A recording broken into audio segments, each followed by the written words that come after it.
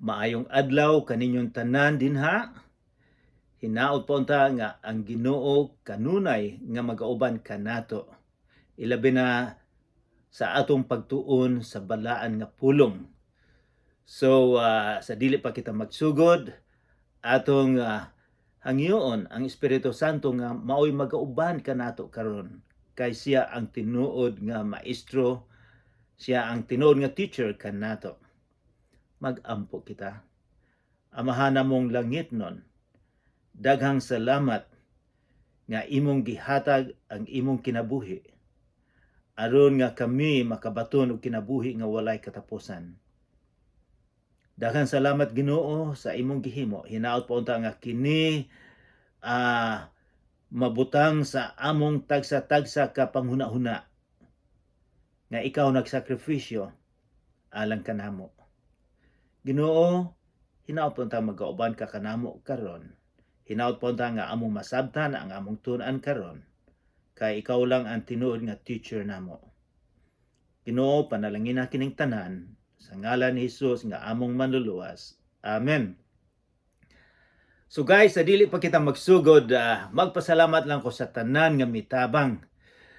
Kabuluan mo kinsay unsay inyong gihimo kay kung wala mo motabang, maglisod kita sa atong mga trabahoon non sa atong ministry. So daghang salamat sa tanan og sa dili pa kita magsugod ako ding sundan ang atong leksyon karon pinaagi sa usa ka pangutana.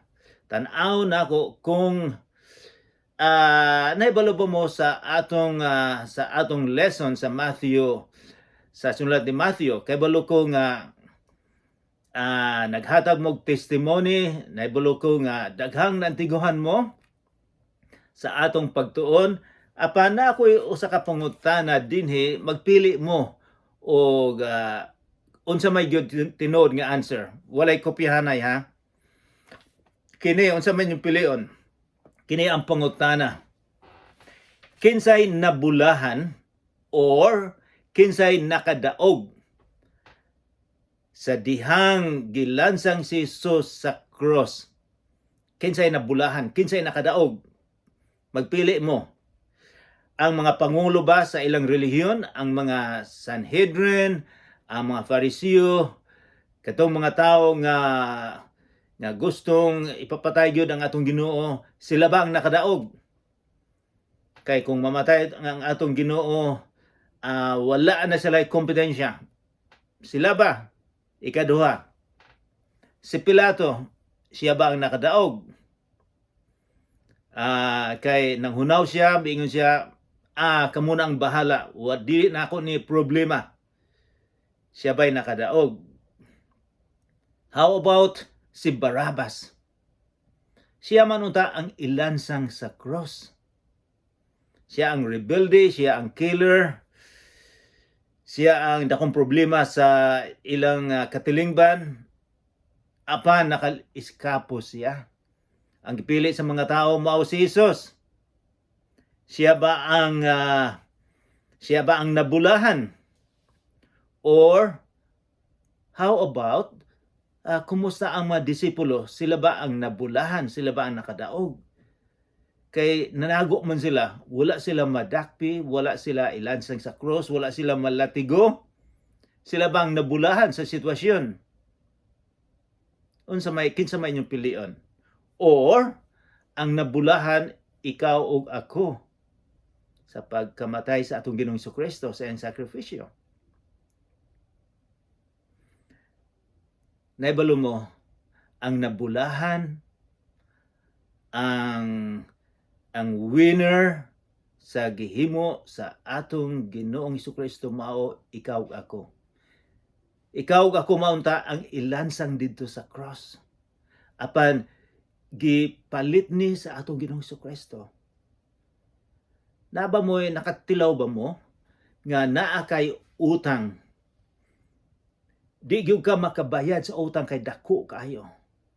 Apan dinay usa ka tawo nga may voluntaryo, ako ang magbayad sa imong utang. Nakatilaw mo ana? Maunay gihimo sa atong Ginoong Kristo. Ikaw ug ako dili makabayad sa utang. Bisan og pila ka buok pang baka ang atong ihawon nga isakripisyo, ihalad, dili na makapawala sa utang. Ang makabayad lang sa utang mao anak sa Ginoo nga perfect. Si Kristo lamang ang makabayad, wala na lain. So kita ang nabulahan sa pagkamatay sa atong Ginoong Kristo. Unsa may giingon, just a reminder, unsa may giingon ni San Pablo nga may sa pagsulat niya sa simbahan sa Galatia simbahan, ingon siya, gilansang ako uban ni Kristo dito sa Kalbaryo. Ikaw ako makaingon usab nga gilansang ako uban ni Hesus. Ang atong sala gilansang dito, gibalhin dito sa cross. Ug ang pagkamatarong sa atong Ginoong Kristo gibalhin dinhi nato. Duha ang transfer. So dili nato padakon tong theology nga the transfer of righteousness, pero mao na nahitabo nga gibalhin ang atong sala ug ang iyang pagkamatarong gibalhin dinhi nato. So mag-continue na kita sa atong pagtuon. Guys, abrihan ninyo ang Bible sa sinulat ni Matthew. Si Matthew usa ka tax collector, makasasala apan gigamit siya sa atong Ginoo ug sa iyang nakita ug iyang nadungog, iyang gisulat ni para sa atoa. Upat ang gisulat, si Matthew, Mark, Luke, John, silang gasulat. So silang tanan nagtabang ano nga mahibaw-an nato, makita nato kung unsa katong istorya mahitungod sa atong Ginoong Kristo. So sa walay paglangay-langay, moadto kita sa Matthew 27 verse 27 usab. Si Jesus gibugal-bugalan sa mga sundalo. So kini karon si Gobernador Pilato naka-desisyon na. Ilansang siya sa cross. So dinhi na ta. Unya gidala si Jesus sa mga sundalo ngadto sa palasyo ni Pilato nga gobernador o didto gialirungan siya sa mga sundalo. Gihubuan nila si Jesus sa bisting nga gisuluban sa bisting dagtong pula. Sa English miingon kini siya nga mao ni pula kaayo nga sinina. So timani nga ilang gibugal-bugal lang ng atong Ginoong Kristo. Gihubuan nila si Jesus og nga iyang bisti o gisuluban sa bisting dagtong pula. Scarlet robe mo na sa English. O naghimo sila korona gikan sa mga sangang tunukon o gipahaom nila kini sa iyang ulo. Gipakopta nila sa iyang tuong kamot ang usa ka bugang. Nang luhod sila sa ilang atubangan o gibugal-bugalan ni siya. Miingon sila, mabuhi ang hari sa Hudiyo. Unsa man lang gihimo. Ilang gibugal-bugalan ang atong Ginoo. Kunwari nga si Jesus ang hari, tinuod nga si Jesus ang hari, siyang hari sa atong kasing-kasing. Si Jesus mubalik sa ikaduha ng pagbalik, siya na ang hari dinhi sa kalibutan. Pero at this time, ilang gibugal-bugalan atong Ginoong Kristo. Unsay gihimo nila? Gipabisti sila kay sa unang panahon, kung adunay special nga okasyon, ang hari magsulob gyud o kanang pula kaayo, parang kini akong gigamit ron dili ni pula kaayo. Ang ilang gihom kanang scarlet robe, sinina so sa kahari pula kaayo na. Mao na ilang gihimo ni Jesus, gibugal-bugalan. And then nagkuha sila korona. Ang korona sa hari gold na, bulawan. Ang ilang gihimo tunukon nga korona. Sa pagsulob siguro nila sa tunukon nga korona, ila unsa man sila gibati ni Jesus sa iyang ulo. O paghuman gihatagan pa siya o gayon sa English scepter. Kanang scepter mura na siya og kung ikaw ang hari naa kay kuptan nga kahoy nga simbolo nga ikaw you are powerful. Mao na ing gihatag nila ni Hesus. Bugang kahoy ilang gikatawan ug ilang pang giingon nga mabuhi ang hari sa Hudiyo. Unya gilud-an nila siya o gikuha nila ang lipak o gibunal sa iyang ulo. Dako kayong lipak o gibunal sa ulo sa atong Ginoong Kristo.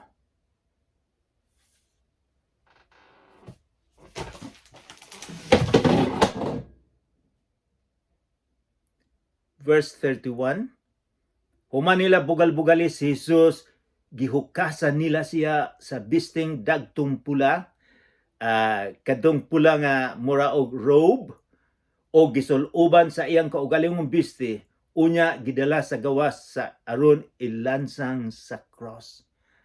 Naibalo mo kadaghanan sa unang panahon, ilang hubuan, naked ang tao nga magdala sa cross. Paglansang naked, walay sinina.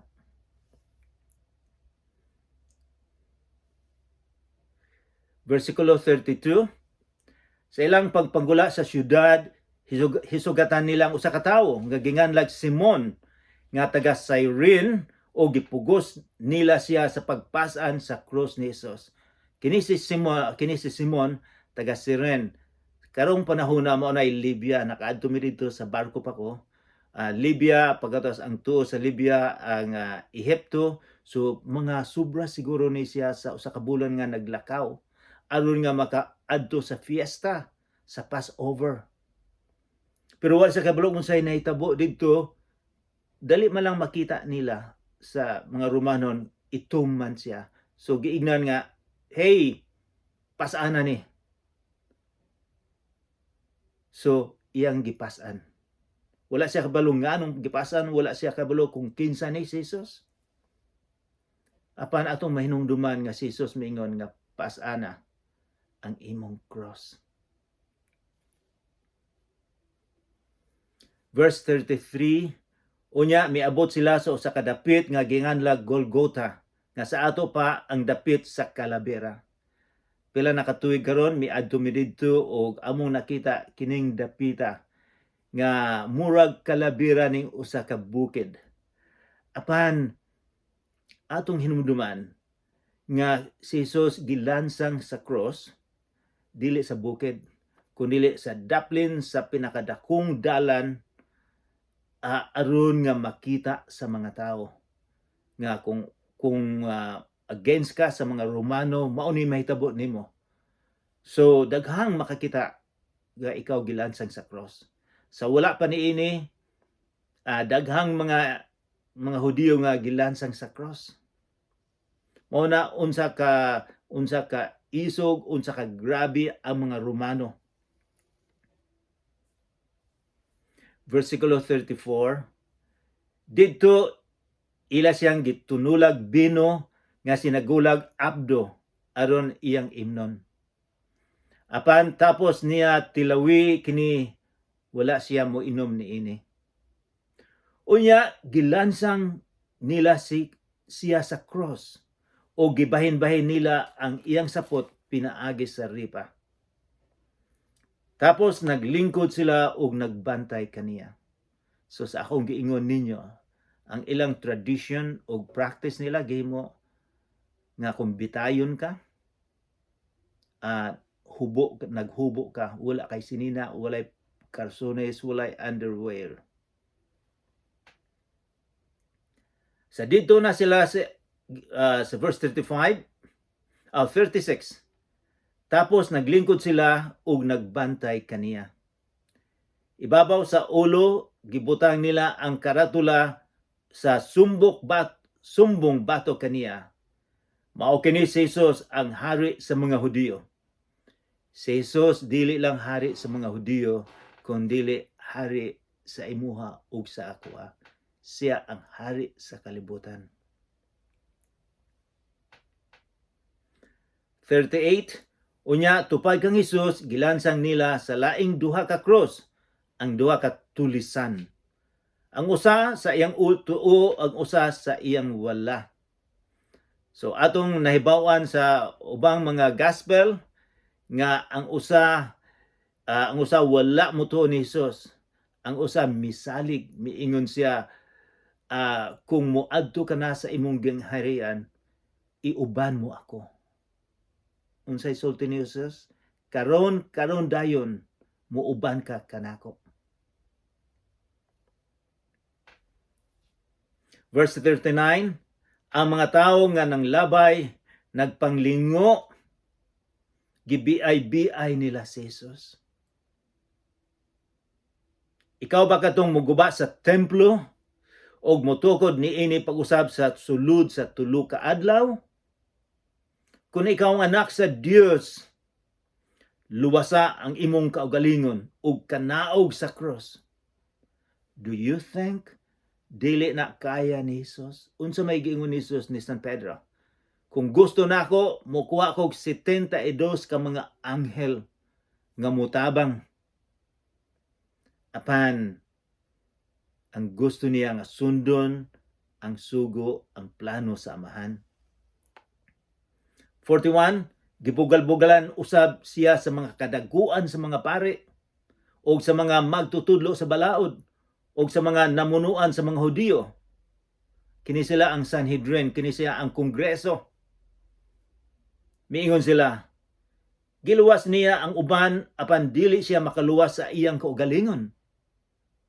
Kung tinuod nga siya ang hari sa Israel, kinahanglan manaog siya sa cross karon dayon aron mutuo kita kaniya. Misalig siya sa uban,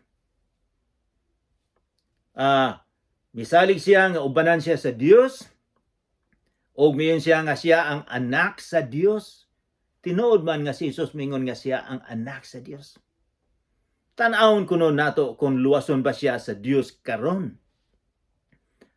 Og bisan ang mga tulisan nga gilansang uban kaniya, mibiay-biay usab kaniya. Pero ang usa mituo misalig kaniya.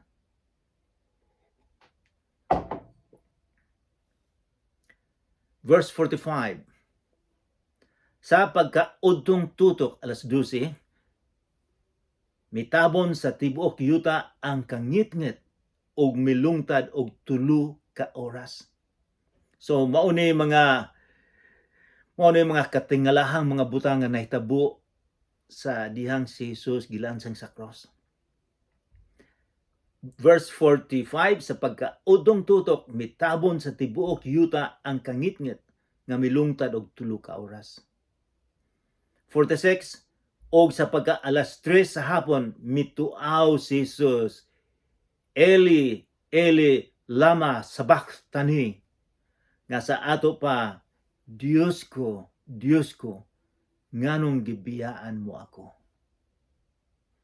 Ang ubang mga tao nagbarog dito, nakadungog kaniya og miingon, nagtawag siya kang Elias.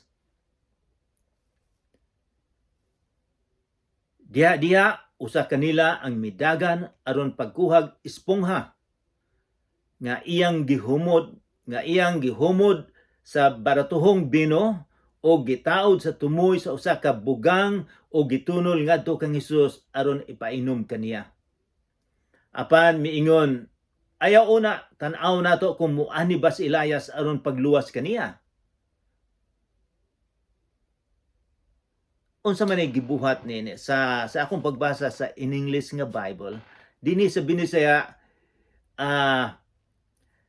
kining gihimo nila kung naa kay operasyon, kung naa kay surgery, ang mga doktor hatagan kanila og naay drugs nga dili mo mahibaw-an nga sakit day kayo or patulugon ka. So naay drugs nga ilang ihatag. Sa unang panahon usab mao ni gihimo nila nga gusto nilang hatagan og drugs ang atong Ginoong Kristo aron nga dili kaayo niya matiluan ang kasakit sa iyang himuon. Apan si Jesus wala niya na dawata, gusto niya nga matilawan gyud niya, masakripisyo niya ang kalisod, ang pagpalit sa imuha o sa akong mga sala. O unya si Jesus sa versikulo 50. Unya si Jesus misingget pag-usab og namatay. Sa translation sa Binisaya, murag kulang og jutay. Murag wala kayo gi-explicar sa nag-translate. Pero sa in English miingon, Jesus cried out in a loud voice. Yung gatinga siya, gatinga, loud, kusog kayo, and gave up his spirit. So, nagboluntaryo niya nga iyang gihatag ang kinabuhi niya. Dili lang namatay siya, pero dinhay usa ka word sa in English nga and gave up his spirit. So kung siya ang nagkontrol gihapon sa sitwasyon. Kung dili niya gusto, walay mahitabo, apan siya ang nagkontrol, siya ang nagboluntaryo nga siya mamatay.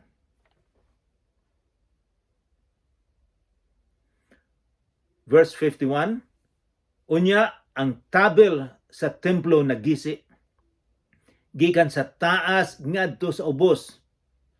Nauyog ang yuta ug nang pikas-pikas ang mga bato. Ang mga lubnganan nangaabli ug daghan sa nangamatay na nga mga katawhan sa Dios ang nagabanhaw ug nanggula sa ilang lubnganan. Miadto sila sa balaang syudad Jerusalem, human na banhaw si Jesus, ug didto nakit-an sila sa daghang mga tao. Unsa man ni nahitabo sa pagkamatay ni Jesus? May mga mao ni usa sa nahitabo. Sa pagkamatay niya, ang kalibutan midulom ng ngit-ngit. Unsa man siguro but ipasabot ani? Ang sala nato mao'y gipas-an didto ni Jesus sa Kalbaryo. Ang sala but ipasabot ngit-ngit, dulum kayo. Bisag sa atong panahon karon, daghang mga tawo nga wala mahibalo nga sila makasasala di ay. So dulum gyapon ang ilang paglantaw sa ilang kaugalingon. Ang sunod nga nahitabo, dinhay dako kaayo nga linog nga nahitabo. Nahiwalo usab kita nga sa pabalik sa atong Ginoong Kristo adunay linog nga mahitabo. Ang kalibutan, nahiwalo kita nga ang kalibutan naay mga tipak sa kalibutan. Naay tipak nga moagi dinha sa Pilipinas. So usahay nga maglinog kita kay kanang tipak milihok. Kami diri sa Vancouver, paingon sa Seattle, paingon sa San Francisco, LA, na apoy dako kaayong tipak ana. So gapaabot mi diri og dako kaayong nga linog. Wala ko kay balo kung unsa kadako ang linog sa pagbalik sa atong Ginoong Kristo. Pero sa diyang namatay siya sa cross, naglinog ang kalibutan. Unsa pa may nahitabo? Ang kurtina dito sa templo, nahibalo ba mo sa ning kurtina ang templo nila? Ang templo nila gibahin-bahin na og mga kwarto na ay mga kwarto lang para sa mga hintel, sa mga dili Hudiyo. Naay mga kwarto para sa mga babae, naay kwarto para sa mga lalaki, naay kwarto para sa pag-offer sa sacrifice, sa halad. Og naapoy kwarto nga giingon nila Holy of Holies, balaan nga pinakabalaan. Kini siya gisiparar ni siya og dako kaayong kurtina, baga ni mga 5 or 6 inches kabaga ang kurtina. Walay makasulod dito kundili ang high priest lang. Sa usa ka tuig, kausa lang mo sulod ang high priest. Nga siya ang maghalad, siya ang makipag-istorya sa Ginoo nga ang sala sa mga tao mapasaylo. Sa usa ka tuig, kausa lang og siya lang. Walay laing makasulod, ang high priest lang ipinakataas nga pari. Og naay lubid nga gitalian siya o gitalian siya glubid aron nga just in case mamatay siya didto, walay makasulod, ila lang bitaron. So kining kurtina, walay lang makasulod didto, walay lang makasulti sa Ginoo, maka-approach, makaduol sa Ginoo kundi ang high priest. Apan unsay nahitabo sa pagkamatay ni Jesus, napikas ni siya ang kurtina. Unsa may significance dito, unsa may simbolo nga nganong gipikas man ni. Ang simbolo mao nga dili lang ang usa ka tawo makasulti sa Ginoo, maka-approach, makaduol, kundi ikaw ug ako makaadto na, makaistorya, makaampo na sa atong amahan. Kay giabrihan na niya ang dako kayong kurtina. So ang buot ipasabot, ang simbolo nga ikaw ug ako makaampo na diretso sa atong Ginoo. So katong usa-usab nga nahitabo nga ang mga patay nabanhaw. So usa ni sa katingalahan nga nahitabo kay nabuhi man ang mga patay. Kadili ang tanang patay, giingon niya diri sa English Bible nga dili ang tanan ang nabanhaw. Apan dinhi miingon nga nabanhaw. Miingon siya versikulo 52, ang mga lubnganan nga abli og daghan sa nangamatay nang mga katawon sa Dios ang nagabanhaw. Usa ni sa mga katingalahang nahitabo sa pagkamatay sa atong Ginoong Hesukristo.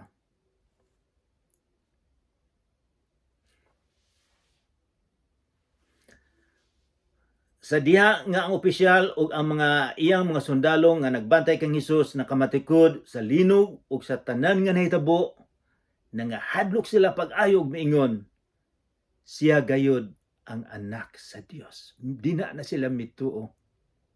Wala ta kay balo nga kung kining mga tawhana misunod ba sa atong Ginoong Hesukristo, wala giingon ni Mateo.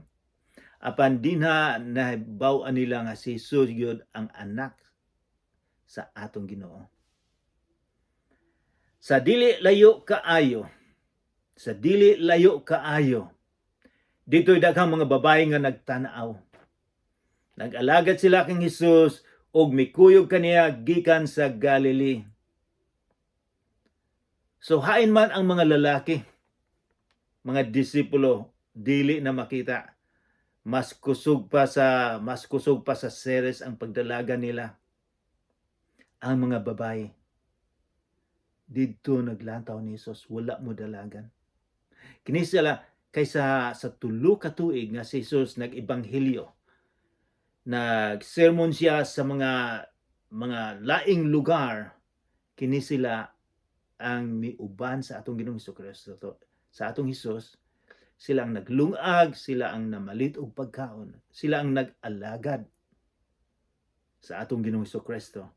O sa dihang namatay, gilansang si Jesus, wala sila modalagan. Unsa man siguro ilang gibati sa dihang nadungog nila ang lansang, ang martelyo. Gimartilyo ang kamot, ang tiil sa atong Ginoong Hesukristo. Wala sila mahadlok.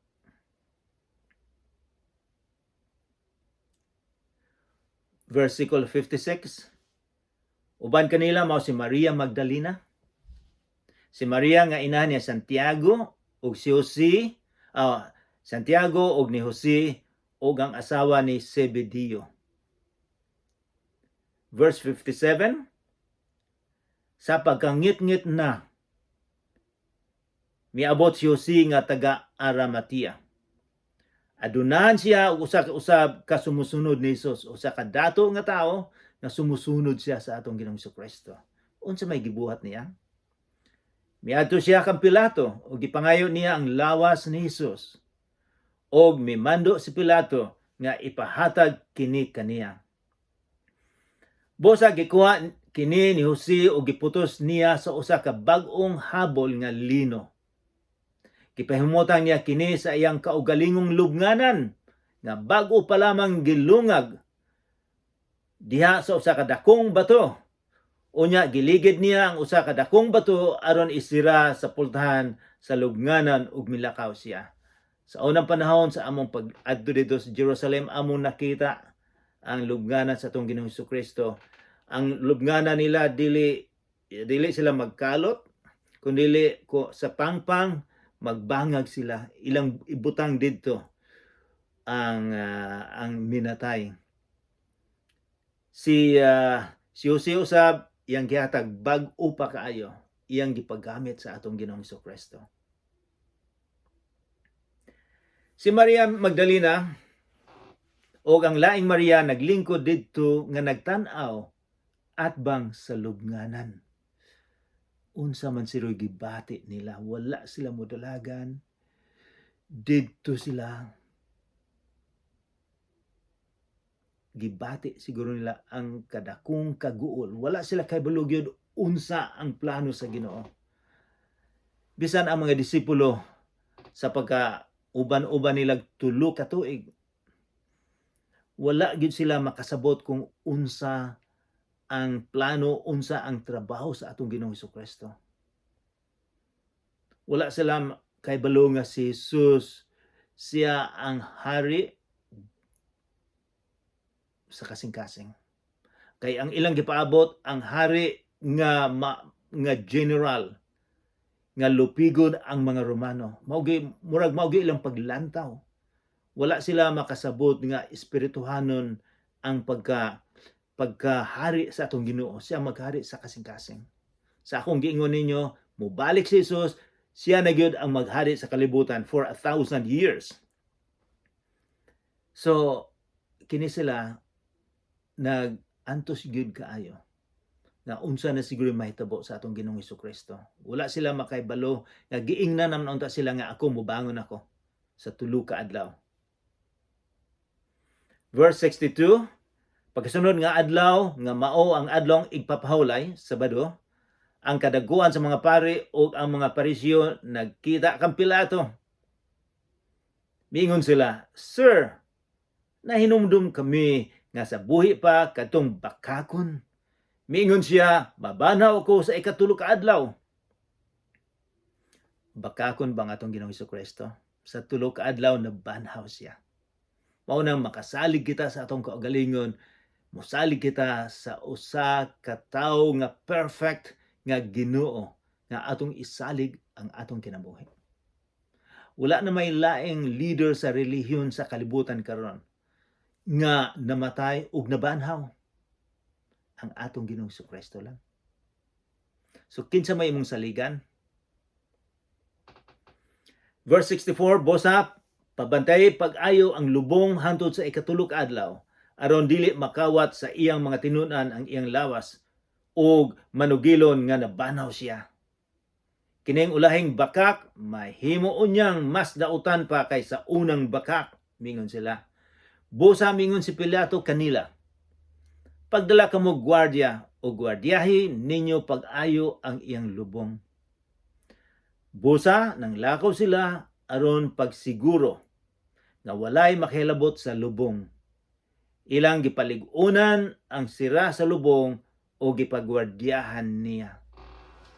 Dinhi nahuman ang atong chapter 27. So unsa may atong buhaton, unsa may inyong buhaton? Unsa may atong pagbati, unsa may atong reaction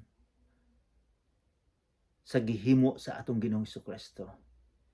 Nga ikaw ug ako, usa ka tawo, ang Ginoo nagpakamatay alang kanimo ug alang kanako. Gipalit niya, gibayran niya ang atong sala. Gibayran niya sa iyang lawas. Karon, unsa may atong buhaton? Hinaot po unta nga kita mosalig nga na kaniya. Ato siyang imbitahon nga mosulod sa atong kasing-kasing aron nga siya magdumala, aron nga siya ang magahari sa atong kasing-kasing.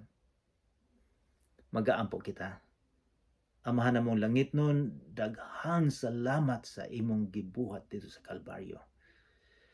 Ginoo, daghang salamat nga ang among sala imong gibalhin dito sa Kalbaryo ug imo kaming gihatagan sa kamatuoran. Lord, hinaot po unta nga ang among kinabuhi mahimong example nga bisan sa kalisod sa among kinabuhi kami mosalig nga na kanimo kay aduna kay plano sa among kinabuhi. Ginoo, ubani kami sa tanan namong mga decision.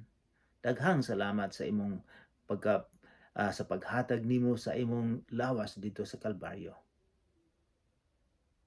Si Jesus miingon nga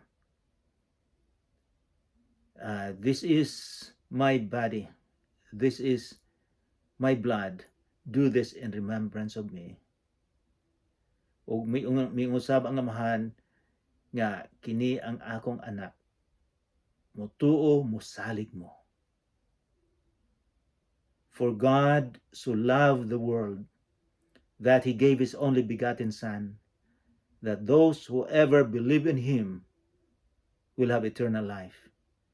Kay gihatag sa Ginoo ang iyang bugto nga anak, kung kinsa katong mosalig mutuo kaniya, adunay kinabuhi nga walay katapusan. In Jesus' name, Amen.